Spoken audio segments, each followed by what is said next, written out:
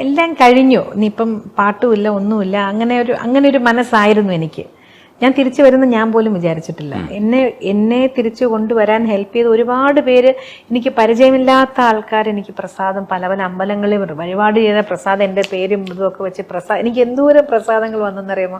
പിന്നെ എനിക്ക് ഒരു പരിചയമില്ലാത്ത ആൾക്കാർ വരെ വീട്ടിൽ വന്ന് അവരുടെ സങ്കടങ്ങൾ പറഞ്ഞു തന്നു. പിന്നെ ഒരു രേഖ രാമചന്ദ്രൻ എന്നൊരു മാമുണ്ട്, മാമാണ് നമ്പർ 1 ഞാൻ പറയേണ്ടത്.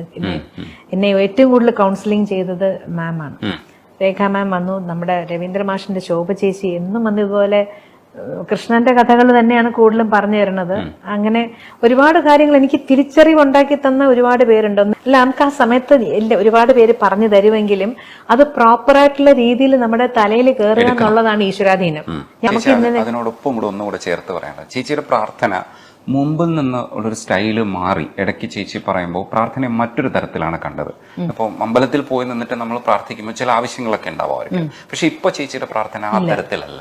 അത് എന്ത് വ്യത്യാസമാണ് അതിന് വന്നത്? പണ്ട് നമ്മളിങ്ങനെ എല്ലാം നമുക്ക് വേണ്ടി ചോദിക്കുമായിരുന്നു ദൈവത്തിനോട് പോകുമ്പോ.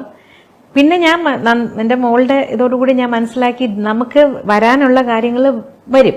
അത് നമ്മൾ ജനിക്കുമ്പോഴേ എഴുതി വിട്ടിരിക്കുന്നതാണ് ഇതൊക്കെ നടക്കണം എന്നുള്ളത്. അത് നടക്കും. പക്ഷെ അത് എന്താ പറയണ്ട, അത് ഈസിയായിട്ട് ഈസിയായിട്ടെന്നുള്ളതല്ല, അത് മറികടക്കാനുള്ള ഒരു ധൈര്യമാണ് ദൈവത്തിൽ നിന്ന് നമുക്ക് കിട്ടുന്നത്. അതാണ് ഞാൻ മനസ്സിലാക്കിയ സത്യം. ദൈവത്തിൽ നിന്ന് നമ്മുടെ ഇത്രയും പ്രാർത്ഥന കൊണ്ട് നമുക്ക് കിട്ടുന്നത് അത് ശരിയായിട്ടുള്ള എല്ലാവരും പറഞ്ഞു തരുന്നത് അതിൻ്റെതായിട്ടുള്ള രീതിയിൽ ഉൾക്കൊള്ളാനുള്ളൊരു ശക്തി, അതാണ് ദൈവം നമുക്ക് തരുന്ന. നടക്കാനുള്ളത് നടക്കും. അത് ദൈവം വിചാരിച്ചാലും അത് ചിലപ്പോൾ മേ ബി കണ്ണി കൊള്ളാനുള്ള പുരികത്തി കൊള്ളാം, അത്രേ ഉള്ളൂ. പക്ഷെ എന്നാലും whatever destined to happen will happen. അതൊരു തിരിച്ചറിവായിരുന്നു.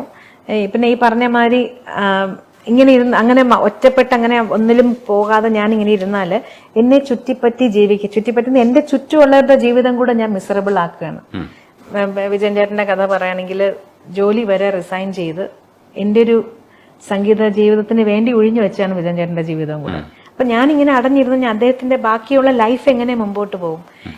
എനിക്കൊരു സ്റ്റുഡിയോ ഉണ്ട്, സ്റ്റുഡിയോയിൽ സ്റ്റാഫ് ഉണ്ട്, അവരുടെ ജീവിതം, ഇതെല്ലാം എന്നിൽ കേന്ദ്രീകരിച്ച് നിൽക്കുന്നതല്ലേ. അപ്പം എത്രയും പേരുടെ ജീവിതം മിസറബിൾ ആക്കണോ? എൻ്റെ അടുത്ത് അവര് ചോദിച്ചാൽ അങ്ങനെയാണ്. ഇനി പോയത് പോയി, നമുക്കിനി തിരിച്ചു കിട്ടാൻ പറ്റില്ല. പക്ഷെ ജീവിതം മുമ്പോട്ട് ഇനിയും കിടക്കുകയാണ്.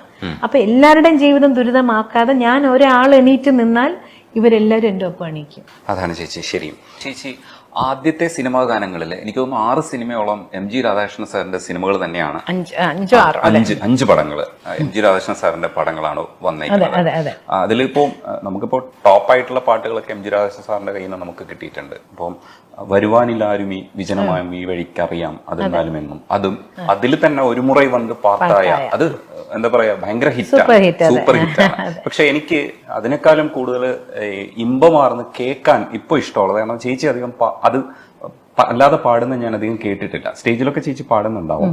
അതായത് പ്രണയവസന്തം